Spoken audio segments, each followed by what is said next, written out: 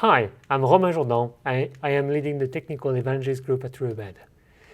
So we continue our series about SteelConnect EX, the new SD-WAN solution offered by Riverbed. So in this video, we are going to talk about SteelConnect EX internal architecture. So basically, we are going to review how it works and how the routing is managed inside the box.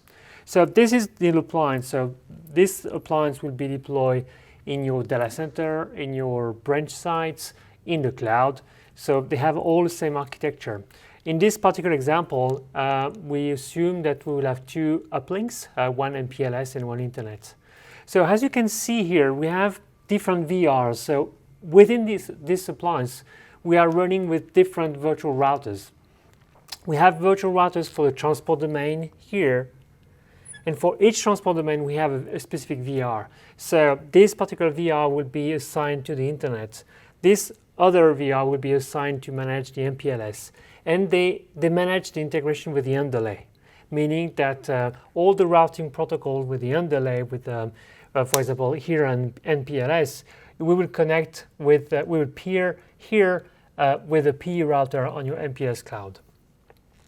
On the Internet here, we'll probably get a public IP address from your provider, and this is how the traffic will be steered across the Internet. So this is the transport layer. Below that, we have what we call the control VR. This control VR is responsible for all the traffic that goes into your SD-WAN fabric. So the control VR will be connected to the MPLS VR and to the Internet VR and will form tunnels on top of it. The control VR manages at least one LAN VRF. A LAN VRF is always attached to one control VR, but the control VR can manage different VRFs. So if you want to offer multi-tenancy, that's the way you would do it. You would have different VRF within a single tenant. So a tenant is attached to one control VR. If we have multi-tenant on one appliance, you would have multiple control VR and connecting to at least one LAN VRF.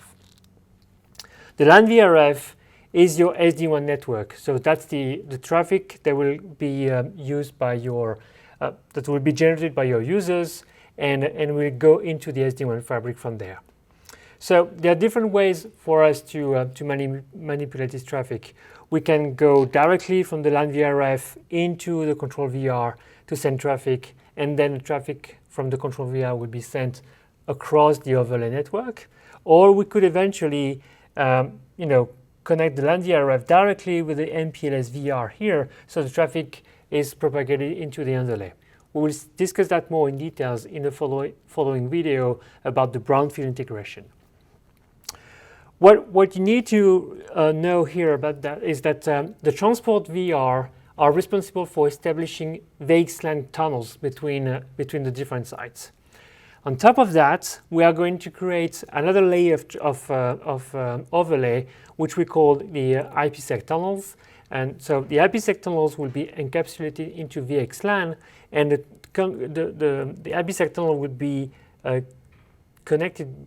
would connect to other control VR in other sites. So if I were to have another site somewhere across the network, I would have, for example, MPLS again, Internet again, and a control VR. So across the same transport domain, so MPLS, Internet, we will have a VXLAN network. We have a VXLAN tunnel. And then the control VR will create an Ipsec tunnel on top of the transport domain, so that we are always one hop away from the other sites. We'll go into more details in the following video. I hope that it was informative, and don't hesitate to comment on the Riverbed community website. Thank you.